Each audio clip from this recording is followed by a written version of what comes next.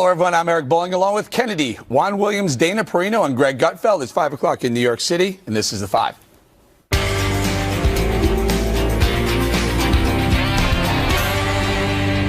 The manhunt for Europe's most wanted terrorist continues tonight. German authorities confirmed earlier that fingerprints of the Muslim suspect at large were found inside the truck used to kill 12 people in Berlin on Monday. Dozens were injured. We also learned today 2 of the injured were Americans. The suspect is a 24-year-old refugee from Tunisia. The attack overseas has renewed concerns about immigration here at home. President-elect Donald Trump says it proves the need to restrict some Muslim immigrants from coming to America. A man who interrogated the mastermind of 9/11 agrees. Dr. James Mitchell was assigned to question Khalid Sheikh Mohammed more than a decade ago. He says KSM warned back then about the very kind of attacks we're seeing today. Mohammed also predicted Islamists would try to take over the world through immigration. This is exactly the sort of thing that Khalid Sheikh Mohammed had predicted. He and I were talking about what he saw as upcoming trends in terror attacks, that the easiest way to win the long battle to take over the world with Sharia law was actually through immigration and by outbreeding non-Muslims. He said that like-minded jihadi brothers would immigrate to Western democracies and to the United States. Then, when the time was right, they would rise up and attack. So, Greg, KSM warned it years ago. ISIS promised it fewer years ago. It's happening. Yeah, and you say in the opening, it has people talking. It has us talking. What bothers me is it really doesn't have enough people talking about this. If the world were a jewelry store, America is the Hope Diamond, and you don't have just a velvet rope around it in a glass box. You have to think seriously about how you keep that thing secure.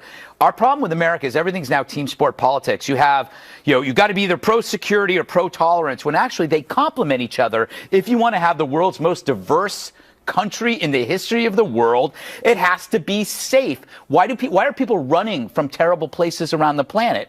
Because this place is safe. It's less dangerous. There's less rape and assault and murder. So they come here. In order to continue that relationship with the people coming here, we have to make sure it is safe. So the pro-security, pro-tolerance together. But you don't want to change the nature of the country by saying that we are going to somehow build a wall around the entire United States. Not that we I would build a dome. We are already blessed. I would build a dome. No, I would not. I think we are blessed by the 2 oceans on either side. We are. But even more, I think we are blessed by the idea that we see ourselves as a refuge for people who are fleeing the kind of violence. You're doing the team sport thing again. No, I'm not. I said pro-tolerance, pro-security. I really am. But you went to the pro-tolerance part. I'm saying you can have both. No, I did this. But the way that you bring them together requires that there be rigid kind of security that eliminates a certain class of people. I'm saying put it together. Should the borders be completely open? I mean, there are people who say we should open. But your point, if you're saying, well, we shouldn't restrict this group. Should we restrict any group? Should we just have no border? Of course not. Well, look, we have who limits on immigration. Who makes that decision? I'm sorry? Where do you draw the line, and who makes that decision? I think we as an American people make that decision. That's why we have limits on immigration, but we treat all people, we don't even treat all people the same. I will say that up front. Our immigration laws initially clearly favored people coming from Western Europe. Only since 1965 have we opened the doors to the rest of the world. But we vet all people. We make sure that they are not coming here to threaten us. Don't tell that to people from Eastern Europe and China who came over to build the railroads and eventually the highways. It wasn't just 1965. I mean, we definitely have a sketchy past as to who we've invited into this country. But here's who we shouldn't let into this country. We shouldn't let people in who want to kill us and people who hate freedom. And Justin Bieber. Justin Bieber hates freedom more than any Canadian who's ever lived. All right. Khalid Sheikh Mohammed also had a great dissertation on the poisonous toxicity of Justin Bieber. Yes. But to be completely honest, people who want to impose Sharia law violently absolutely abhor freedom. They are bad people. Is there a guaranteed way of vetting people and looking into their hearts? No. No more than a way we have of changing their hearts and minds. So, Therefore, you got to figure out a better process of keeping bad people out instead of keeping everyone out, because that gives you a false sense of security. Until you figure out that better process, Kennedy, maybe it is okay to keep a group coming from this area where there's a lot of terror If happening. that's what you and want to they do, hate but us. there's terror happening in Western Europe, like Belgium and the UK. Do you keep those people from coming in as well? I think you pick the terror. Well, listen, I think the president's going to do what he wants to do. But Dana, let's bring you in. Pick the terror hotspots and say, until we find a better vetting system, maybe we hold off. You like or dislike that idea? I guess it's not foolproof. I mean, it could help a little bit. I mean, if you're constantly narrowing down the chances, I think that's helpful. The point about that Mitchell, I think, was making that is very interesting is about Khalid Sheikh Mohammed was saying that this is not something that they think is going to be done by the end of 2017. This is a lifelong generational war, and we are talking as if, okay, well, if we do this, then we're going to be done, and then we can move on, and everybody can have a great Christmas holiday, and everything will be fine. This is just something that will last for our lifetime, and so Generation X, millennials, the baby boomers, all working together, generationally together, as you were saying. Yes. And the other thing is that even Khalid Sheikh Mohammed could not have imagined the parade of horribles that would exist after the Syrian refugee crisis. Because what he was talking about in terms of using immigration to try to spread the terrorism throughout the world, it was basically because we didn't act to protect the situation as it was, we put accelerant on the fire, and now Europe has a gigantic problem. Like the United States, a little bit more protected because of our policies, because of the oceans, but Europe is basically, well, I was going to use a word that I won't use. Oh, go use it. No. Oh, no. Come on. No, We because have a it's bleep button. We have a bleep button. Don't get thrown in it's work not jail. a bad word, it's a mean word, and I don't want to say Oh, in it. that case, we'll try, yeah. We'll try and nudge you to maybe I'll say it. in a commercial But break. Can I be a little provocative with this? Khalid Sheikh Mohammed, we have this information. Call it information, call it what you want, opinion, but we have it because Yeah. we didn't drone him. Yeah, no, we didn't take him down to the a peaceful meadow and have cheese and crackers. There was water involved, but it wasn't in a meadow. It was in a small room, and it was very quiet. It's a new world. The battlefield is Earth, and we got to remember the key word for Oh my ISIS. God, that was a horrible movie. It was John Travolta. But the key word for ISIS right now is technology. The next step is going to be remote-controlled cars and bombs and drones and mines. And there's a leaked memo from ISIS. They have leaked memos that Jenin Musa had tweeted from Arabic Al-Anon TV that there's 19 new machines that they've created to unleash some kind of modern terror, and they're almost all remote controlled, and they tie in with technology, and these are the things that we're going to have to deal with. Okay, but here's my point about this is there's always going to be a workaround. We can find systems, we can have vetting processes, and we should have those. You can't just let everyone in, and I don't think any rational person, and even libertarians would say that. However, there's always going to be a way, because now they realize it's too expensive to put forth a plan like they had on 9/11. So they're relying on people who are mentally unstable and morally bankrupt to do horrible things and create so much panic and so much fear. So what is the next thing they're going to there's do? a common denominator between all these people who are going to perpetrate this terror. They're here, and they weren't likely born here, right? The issue is, are they coming to the country, and how are they getting here? And if we have A, open borders, and B, no vetting or minimal vetting, there are 110,000 refugees who are going to be settled in the United States this year alone. 110,000. Does anyone know that number? Because we had heard like 10,000 or 15. 110,000. I mean, that's a massive number. If you're about 20,000 more than we usually get. If you're 99.9% effective, you have somewhere around 110 terrorists that want to kill us. But hold on, Eric. You suggest somehow that we are a bunch of idiots, that we don't already vet people. And I think you're insulting us as an American people when you suggest that we don't already take measures. And not only is it our measures, I must say international bodies get involved. I never say we don't vet. Of course we vet. So therefore, we're not letting everybody in. It's just unfair to say that we don't vet. I thought you said we just let anybody in. We do not do that. I said through the border. If the border's wide open and we let the people borders in. are not open. All right. Well, the other thing is that we know that Khalid Sheikh Mohammed was a liar as well. So that was one of the reasons brave people like James Mitchell were asked to do really difficult things and interrogations. And we ask our intel community to do really tough things. So he's there. They know that he lies. So then basically they trap him, and that's by giving him information. That's when Khalid Sheikh Mohammed realizes that we have captured other al-Qaeda leaders. So then he starts to talk. So what he did was use psychological terror to plant seeds for us. Now, I don't know all the things that he said were true or not true. We don't know. But one of the things we risk is that the psychological terror continues to push us in a direction that we risk not protecting innocent Muslims who would help us in this war on terror.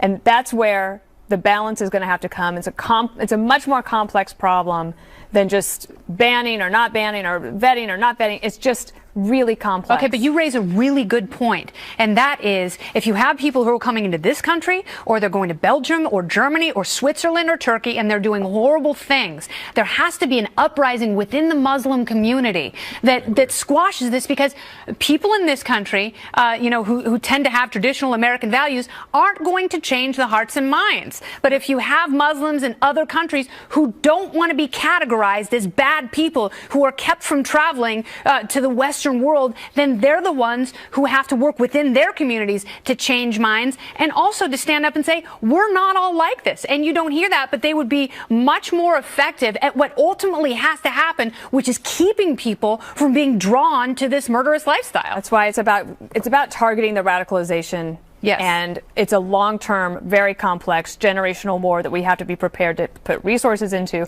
to recruit some of the best American minds, and to work with our allies overseas, because we are going to rely on them, just like in the Vietnam War. We worked with the Vietnamese in order to help us protect ourselves and our national interests, and then there was an influx of immigration, and that was a good thing for our country. I'm not saying that's exactly going to happen here, but we know that we need their help, so we have to figure out a way to do both. And I think we need this on several levels, both in terms of people in the Muslim community and in terms of Muslim states in the global war. But I just wanted to make a quick mention. So I went to some Broadway plays this week, so I've been walking around the neighborhood, if you will. And you see that the New York City police have out now people with automatic weapons, the bulletproof vest and like, added security, added counterterrorism on the ground. And I've read where this is true now in Chicago, L.A., Houston, Washington, D.C. during the Christmas season, in particular protecting against the possibility of that kind of, drive-by or that's not just for this 15 year. years. They've been How doing it for outrageous, 15 though, years since 9/11. that they would use guns. My goodness, Juan. I thought yesterday you were telling me that guns were responsible for more horrible things than terror. Wait a and second. now you're going, thank God we have we have law enforcement out there with guns. But of course I like law enforcement. Yes. Okay, good. All right. I have no problem with that, but I'm saying, What about when law enforcement isn't there? What about a responsible citizen who is armed, who can protect fellow citizens? Like the one here, just in Times Square. Absolutely right. Or what about what you've all just pointed out? Where are the moderate Muslims? Where are the moderate We've had Muslims this from argument. countries? Oh, this segment, we do it every day. No, I know, but why isn't it? We have more terror, we have more death, we have more destruction, we have more Nices and Berlins and Brussels airports and Turkey, and it keeps happening, and you just don't hear it. You just don't hear that group saying, we vehemently push against this. We're not part of this. I don't think, I understand. First of all, I agree with you that you need to hear more of this voice. Where I disagree with you is I think there are lots of people who are cooperating with American law enforcement in the Muslim community, in mosques, to try to combat this. And where I heard it was, sort of a sad cry this week was from refugees in Germany who said, suddenly we are being blamed, Vilified.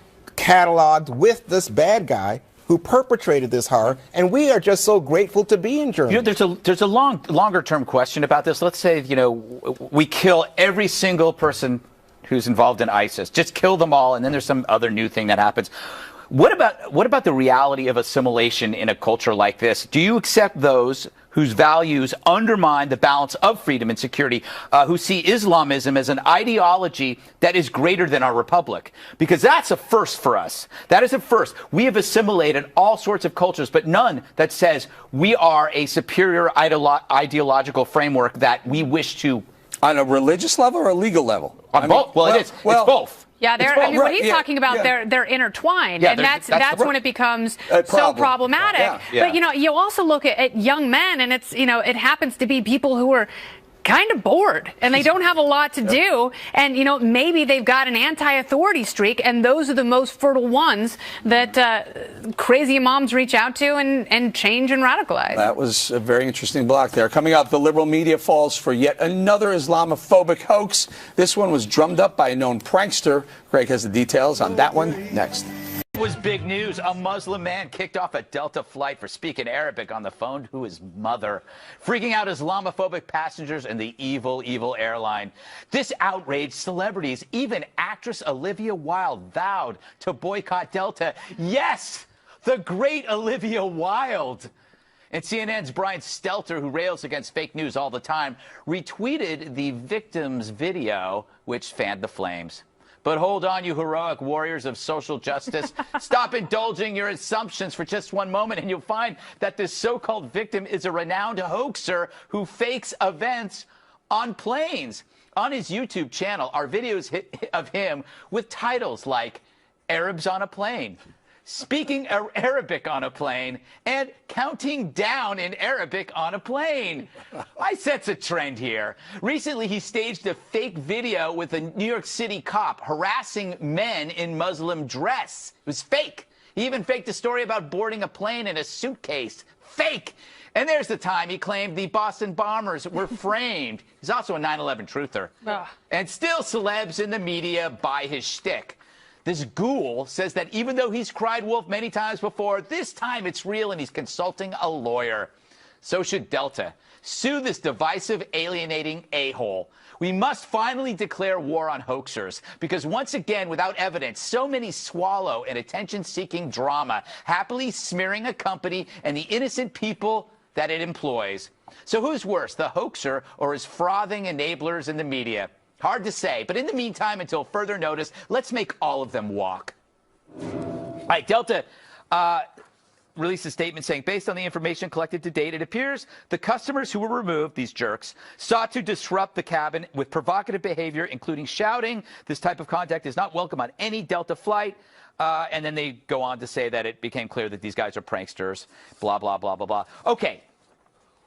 He's claiming it's sincere. But if he's been doing these pranks in the past, hasn't he lost the right for anyone to believe his shenanigans? I think so, yes. But the thing is that what you might find on the left, though, so like people like Olivia Wilde who jumped on it initially, you know that whole thing, like if there's a hate crime turns out to be a hoax, it doesn't matter. But then the left says, well, it's still a valuable lesson because hate crimes do exist. Yes. So I think that you'll probably find it here. Like, well, do you think Muslims aren't discriminated against on airplanes? Yeah, exactly. I mean, that's what the kind of response you'll get. Eric, aren't the victims here Delta and their employees and the passengers? Victims are everyone because it's the PC culture that enables this, as you ably point out. But the enablers in the media also enablers in the White House. Remember Clockboy? Yeah. I mean, if I would say. Ahmed. What? Ahmed? Yeah. Poor Ahmed? Yeah. Okay, well, also a hoaxer. I mean, you make a clock this big in a suitcase that looks like a ticking time bomb. President Obama invites him to the White House, and we find out later that there's a whole lot of stuff going on in his past. It feels like the same thing to me. Fake news is a real problem, but I got to tell you,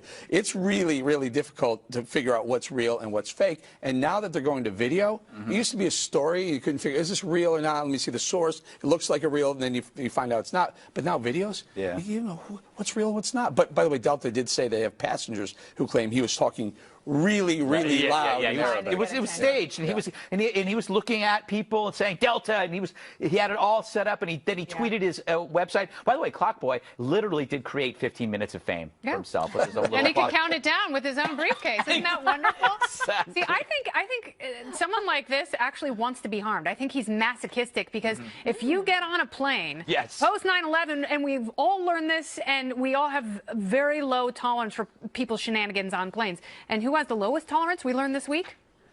Pop star Richard Marx. Yes. He single-handedly, on a Korean Air flight, subdued a man who was assaulting female flight attendants. And the flight attendants were standing there with tasers, ready to tase the man. The only reason they didn't is because they weren't properly trained on the devices. They couldn't figure out how to use them. So they had to, luckily, Richard Marx was right there waiting for them. Right. And he, over a 4-hour period. First time that term has ever been uttered. Luckily, Richard Marx was there.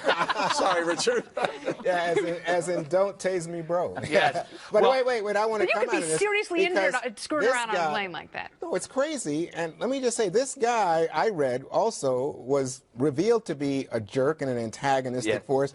On a flight, he said that he jumped into a suitcase right. to fly from Melbourne to Sydney. Yes. And the Australians said, never happened, again, Yep. a hoax. So I don't see how he can reach out to anybody, Yeah. even if you have a legitimate concern. Yeah. And believe me, I know, because I got in big trouble for saying that when I see people dressed in Muslim garb on an airplane, I get nervous.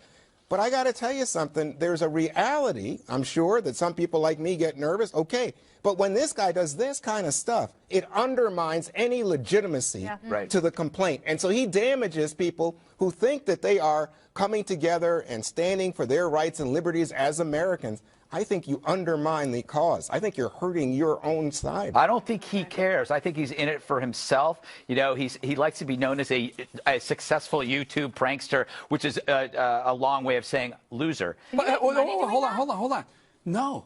YouTube pranksters, YouTube stars are wildly paid No, well. do you know how Upwards of $2 million a year for the Yeah, best ones. tons of money for What? this stuff. No, all these on my book tour. So you probably saw the same. So either right before me or right after me, the stores were preparing for the big YouTube star that was coming. And there was this one from Australia, and I said, well, what does he do? They're like, oh, we just talk. Yeah. And then he did a book, and he's got a whole deal, and it's all because of YouTube. I meant him specifically being the loser. Oh yeah, he's a loser. Yeah, he's He's the so loser. You know what this Does is? he get money for this? He's the latest. He gets ads. Well, he would get ads, right? He's the latest Balloon They make Boy. a ton of Ah, Balloon Boy. Remember Balloon Balloon Boy, Boy? Clock Yeah. Boy. Another Exactly. inflated story. By the way, why do you say Clock Boy was a fraud? I don't think it was a fraud. He was Oh, come purposely on. trying to look like I don't he know was that was building proven. a bomb. I'm and He in was for setting, it. he was Yeah. setting up an Of environment course. as a victim. That's You don't think that this was a kid who had a science experiment? No. Oh, he was- You it was remember definitely an his background, experiment. his family, you remember that? No, I know what Immorality. you might say, but I also think it was a legitimate The father experiment. claimed to be the president-elect of Afghanistan.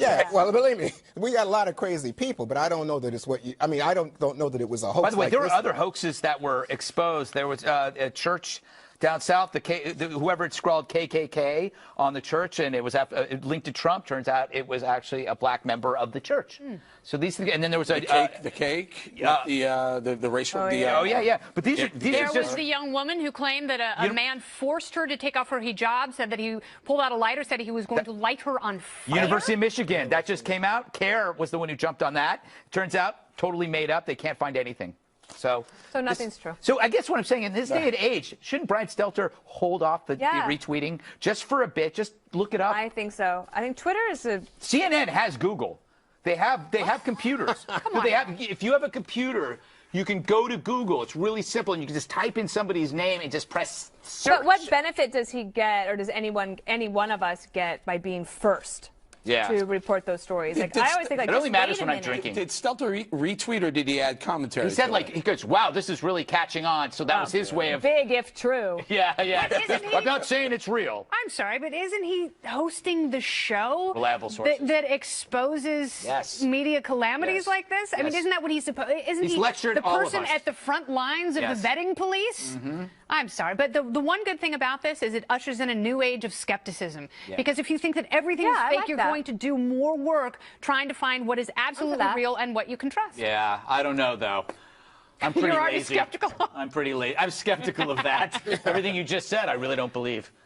All right, directly ahead. The president-elect cements another deal before taking office. This one to save taxpayers millions by lowering the cost of the new Air Force One. Details ahead.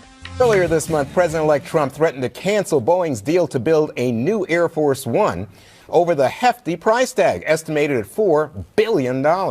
But after meeting with Mr. Trump yesterday, Boeing CEO said he would build the jets for well under that price tag.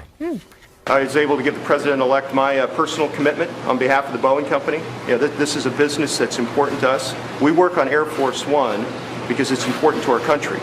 And we're going to make sure that he gets the best capability and that it's done affordably. Here's what the president-elect had to say following that sit-down meeting. Your conversation with Boeing seemed to produce some positive results. I think so. We had the chairman of Boeing, CEO, and I think we're looking to cut a tremendous amount of money off the press. Well, this is so interesting to me because we talk about this billion-dollar price tag, but apparently there is no deal. It's like there was 170 million, not billions. And then there's the question of what's on the jet. But the way it's being presented is that President-elect Trump is getting a better deal. Is this actually what's going on, or is this politics at play? Kennedy? Well, I think at this point, it's okay for the president-elect to take a look at these deals when they relate to the office of the presidency. You know, it's vastly different than the carrier deal, which, you know, you could argue was more of a campaign tactic. But here, if we're spending $4 billion on Air Force Ones, I think he has every right to sit the person down and say, hey, man, what am I getting for this, before he even has a chance to kick the tires. And in fact, you got Lockheed Martin working on Marine One, the helicopter. So you have these folks have defense contracts, and Boeing has immense competition coming from Airbus in Europe. The question is everything going to be piece by piece for Donald Trump, Greg? I don't know. I think maybe he has time to do this. By the way, he has more time than most people because he never sleeps. And so, it's something that he likes to do. But you're right. I mean, if there's a litter problem in our nation's parks, you know, our president shouldn't be fly to every park to pick up the litter. You've got to reform the system. You have to create laws, regulations, and penalties so the parks are clean. So in that sense, maybe he should focus on reforming the system so he doesn't have to go and twist arms every time. Maybe you should privatize the parks. Privatize the parks. Exactly right, Kennedy. So let's talk My to favorite someone Kennedy. who's flown around on Air Force One, Marine One. Now, as I understand it, the big provisions in the cost, according to Boeing, has to do with, like, shields that would protect Air Force One in the case of a nuclear blast. Well, here's the thing. The best thing for all of us to do is to not talk about the capabilities of the plane. Okay. Because that's one of the things about it, is that it has to be beyond any of our wildest imagination. That's a Keurig. The protection. It does have That's a Keurig. With K-Cups and everything? Yeah, with the K-Cups. I love the K-Cups. I do think in this situation, you might be able to say that everybody wins. So going forward, taxpayers win if the comes in under Amen. cost. The president, whoever it might be in the future, because these planes will be ready for a while, will win because they'll be protected and not the latest technology. And Boeing wins in terms of being able to keep a contract. That Air Force One, they don't make a profit on it.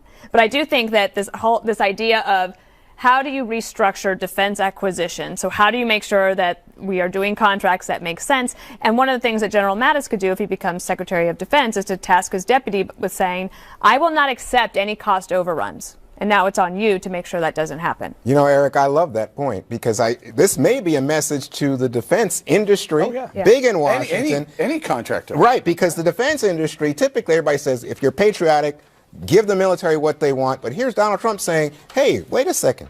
Well, they're still going to get what they want. They're still getting Air Force One and Two. Here's the deal, though. The deal is that we have a $170 million deal with Boeing currently, but for the Air Force One and Two, the estimate was going to be $4 billion. So Boeing says $4 billion, and the normal way to do business in D.C. is, okay, $4 billion, here you go. Yeah. Donald Trump says, hold on a second. No, this can come in lower. This can come in under budget and on time. And Boeing, they have a big meeting. The CEO comes out and says, we're going to come in under budget and on time. And now Donald Trump says, you know what, Boeing just did it. Every one of you defense contractors, every other contractor who sells stuff. Of course. Yeah, so, I think that's so it's not picking up every piece of trash. It's saying, hey, see how we cleaned up this park right here? Every park needs to look like this park. And by the way, stop building systems and weapons that the military doesn't need. And it happens all the time. You're going to get us in trouble, Kennedy. You're not going to keep doing this. Give the military what they need, not what congressional districts want as favors. I'm just telling you, that's the way. Eric is saying the way the system. That's the way the system works. Some congressman says it's my district. You got to keep it. Yeah, so let's build some tanks. All right. Tanks for the memories. Oh boy. Thanks for nothing. Exactly right. Frank We'll be right Sinatra here. Ahead on the 5, breaking Trump transition news. President-elect's given his former campaign manager, Kellyanne Conway, a key role in his administration. And a lot of other big announcements today from Trump. Stay tuned. If you haven't caught Tucker Carlson's new show yet at 7 p.m. Eastern, I advise you to record it nightly. Last night, Tucker engaged in a fiery discussion, as usual, with a guest, this time about affirmative action. The debate was over a lawsuit filed that alleges Harvard University sets a higher bar for Asians than other students to limit their enrollment. The guest, Jay Chen, an Asian Harvard grad, himself argued his alma mater isn't engaging in discrimination. He supports the school's affirmative action policy, and Tucker took him on. If you're against racism and racial discrimination, why are you explicitly supporting a system that penalizes people for the color of their skin, which you are? The students who apply are not being penalized because of their race. The application process is entirely holistic. Actually, affirmative action benefits Asian American students. It recognizes that the Asian American experience is not all the same. Okay, but that's all gobbledygook. When it comes right down to it, Harvard has a quota system for Asians. They don't have a quota system. Is it racial discrimination to not let somebody into college based on his race? They are not admitting students based solely on race. There are other factors that are involved. And, I've talked about a lot of others that have benefited people, such as legacy, such as whether or not you went to a private school, if you're from the Northeast. And there are a lot of advantages. Those are non sequiturs. I mean, you're diverting from the question. If racial discrimination is wrong, and I believe it is, then it's just wrong. That was your favorite part, Eric. Yeah, you brought up the non sequiturs. You're a Harvard grad. You know what a non sequitur is. So I listened to that, and I was listening to it on the radio, and I was trying to figure out who is this person that would come on and try and defend this. Look, the bottom line is Tucker's right. I mean, it is a discrimination, whether you like it or not. And this gentleman couched it in, there are other factors. Legacy, meaning if you have a family member that attended Harvard, you bump up. But the reality, the raw numbers are, if you're Asian American and you apply at Harvard, you need a higher entrance, whether it's SAT or ACT, to be actually to get in. So I wanted to do this story back in October when the lawsuit was filed, but obviously the election was too. I think if Caucasian needs even higher than Asian, if I'm not mistaken. No. So Juan, I think that the students have a legitimate complaint, but I was curious what you think. Well, I mean, to me, I like Tucker's attack because I think it's a direct line. It says if you believe that racial discrimination is wrong, then don't buy into this game. Now, the counter argument, and this is why you wanted to do the story earlier, because this is a really important argument. I mean, even this week in the newspapers has been stories about how the big colleges, especially the Ivy Leagues, are giving more preference to international students because they want to be able to claim that they are preparing the global leaders of the future. So they also want full out-of-state tuition. And they get that, right.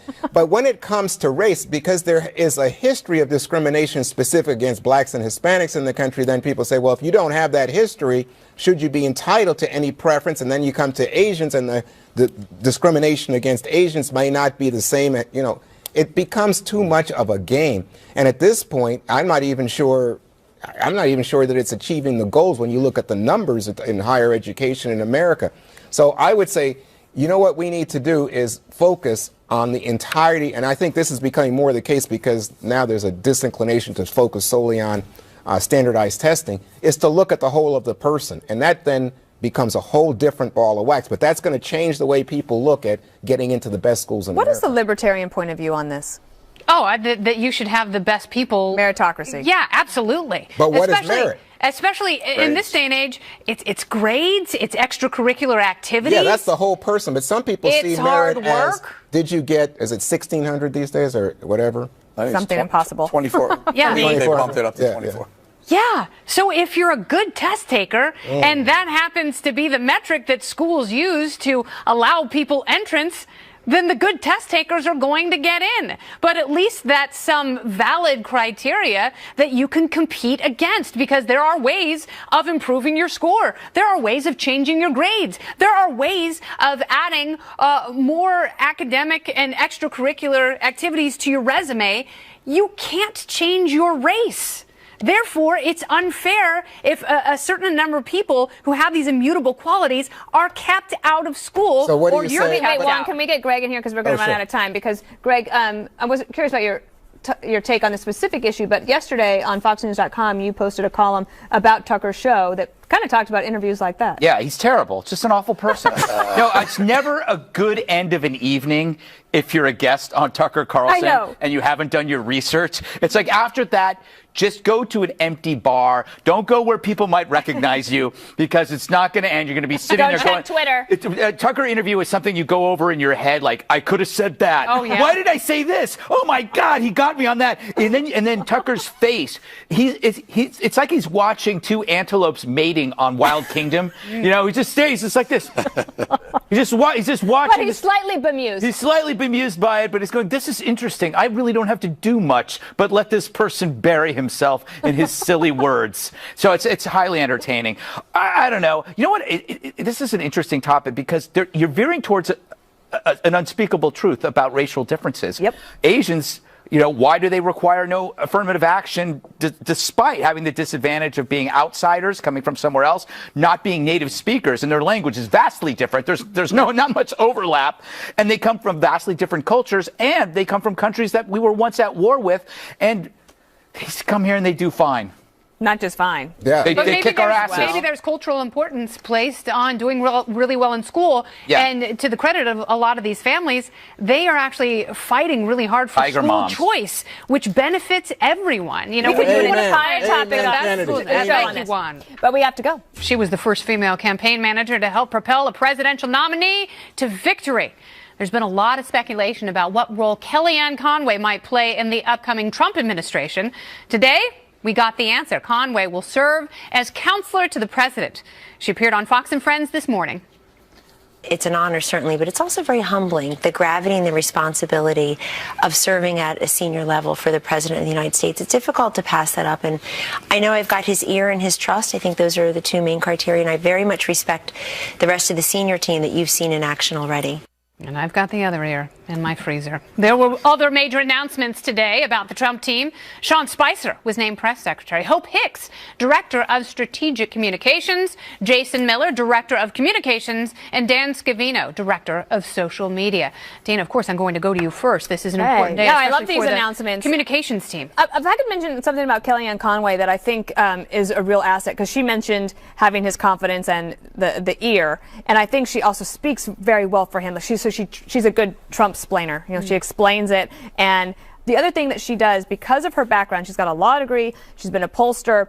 So one of the things that's going to happen at the White House is they're going to want to achieve big things. Like, say it's a big legislative thing, maybe immigration reform or Obamacare repeal and replace. So I think she's the kind of person who can look at that goal and then back up and figure out communications-wise, what do you need to do at certain points in order to make it to that goal. And you're not going to win every day's battle, but she has an ability to have a longer term view and look around and see around corners. So I think she'll be very good. Bless you. I'm not sure what that was. The trees fell out of anticipation for the holiday season. Okay, but quickly about the communications team. You've got Hope Hicks, Dan Scavino, and you've got others who have now what been... I'm happy about for them is that they were announced right before Christmas so they can go have a great holiday with their families, and then they're going to be working really hard. All right, so Eric, you have been a vocal supporter of this administration. You've also had many meetings at Trump Tower, and perhaps you've been privy to information and conversations that None others... whatsoever. I'll tell you the extent of my priviness. It was I was having dinner last night with my lovely wife, and a table right next to us was Kellyanne Conway and her beautiful family. Her daughters were wonderful. I talked to the husband, and I'm so thrilled that we're going to have Kellyanne close to the president moving to D.C. because originally she wasn't going to go. Yeah. She was going to stay Was she in New holding Jersey. out? Yeah. No, she wasn't. And I think she's going to talk. She's going to be on Hannity with me tonight, by the way. We're going to talk about it. But 3 of the daughters are on board now. The 4th one, she's still working. We actually put an online petition. Why not to bring the Conway family to D.C. Check it out tonight. It's going to be a great interview. But here's the thing. She's going to be the senior most female in the White House. And I got to tell you, every woman, my wife included, just think the world of Kellyanne Conway. Well, she did polling on women, so I think she's going to help Trump with a key constituency. But I was on Maria Bartiromo's show this morning. Dropper. I'm sorry? Nothing. What'd you say? I called you a name dropper. Oh, no, It's a big I deal, was Maria saying this Bartiromo show. I love because that show. when I was on Maria's show, they asked me about Conway, and I said, but she has 4 kids, and she's going to have to deal with this. And she said this to me. And then I was immediately lambasted saying, oh, you're going after a woman and saying a woman with 4 kids shouldn't take. But I remember when the attack was, oh, why is Kellyanne Conway not standing up for women by showing that a woman with 4 kids can take the job? Well, So now she's showing that she can do it. Sean Spicer also has children. And Greg, when's the last time you saw Sean Spicer? It's been a long time. I noticed he's quite small. Well, look at this photograph we have of Sean We have a Spicer, picture? Oh, there we who are. stopped by the 5 only moments ago. Sure he is. He is tiny little man. But you know what? Tiny little He's people. the Hervé Villachez. Tiny little people become huge spokespersons. Like Dana was a very small person. Now, so Kellyanne's going to be a counselor. Yeah, that's right. So She's going to have a whistle on the clipboard. Yeah, that's right. Like a guidance counselor, a camp counselor, they never turn out well. They always wear the wrong shorts. Didn't you see Meatballs? Oh, I saw it. Yeah. I know, I hear you. They're telling me to move. They're saying we got to go. Now they So I want have you to 16 dance. things I want to add. Very good. I want to Do it talk, let's during talk the about break. Dan Scavino, huh? He's a great tweeter. He One tweeted more his way to thing my is heart. up next. Trust me. Stay here for it.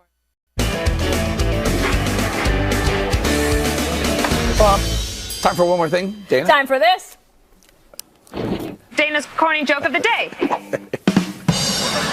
I promise that in 2017 I will change that voice and Please. Greg won't have to plug his ears. Okay, I got 3 corny jokes. These are the final ones of 2016. Kennedy's first time at corny joke of the day. Number 1.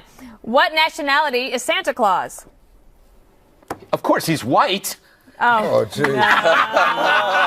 Ladies, that's a callback. It's a callback to a I show, got it. people. What, your clan meeting? Yes. Okay. We'll fill you in the commercial break. What nationality is Santa Claus? He is North Polish. Very good. Cute, Very good. cute. Okay. I like mine better. What did one snowman say to the other? Why are you white? why are we all white? Why aren't there any black snowmen? Good guess. Good guess. But it's actually, do you smell carrots? Oh, that's cute. I like that one. That's funny. All right. What does Santa say at the start of a race? White people up front. Oh, man. It's just a trend now. It is Ho, ho, ho, go. ready, set, ho, ho, ho. Very good, Eric Bowling. All right, Greg, you're up. I think 50 Cent says the same thing. All right. Funny. I hate these people. All right. Again, I got to go back to the gym. If somebody's on a stair climber or a bike and you decide, I want to watch something on TV and there's like 12 TVs, you should turn around and you should say, excuse me, are you watching this? And maybe look around at the other TVs and see that the one you're going to change it to without asking is already on. We don't need 3 sets on the Kardashians. We don't need 3 sets on plastic surgery mishaps. I don't want to see that early in the morning. I don't want to see real estate shows. You want to see Carol Costello? Yes, Carol Costello. So, some people are saying that you are a racist. Okay, we'll have to leave it there. We'll have to leave it. That's all she says. We'll have to leave it there. Juan's up. We'll have to leave it there. Juan.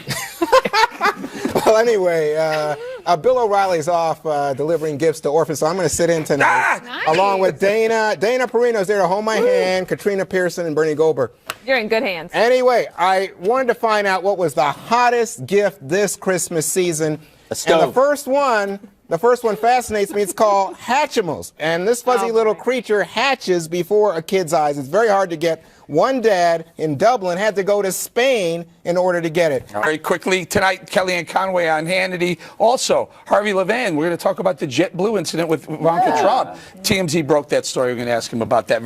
Last night, Adrian went to an amazing group. It's called Santa's Response Team, Bergen County Law Enforcement. They raise presents for kids, terminally ill kids, and military families. Let me get that last picture. Wow. Yeah, Amazing. tons of pictures. Awesome. And my good JetBlue. friend, Detective Kirk Glynn, coming up right here. There he is on the right. Good people. Kennedy, you're up. Love this story. The Durant Fire Department in Oklahoma, 33 people in that department. 6 of the dads sired children this year, and instead of doing a traditional Christmas card, they used all the new babies that were born between February and June. Beautiful. 6 of them, future firefighters. So my gosh. delicious. Look at those chubby cheeks. So cute. They say the brotherhood and family, the most important things to that All right, group. we're going to leave it right there. Don't forget, Juan Williams at 8, Eric Bowling at 10. Stick around. Special report next.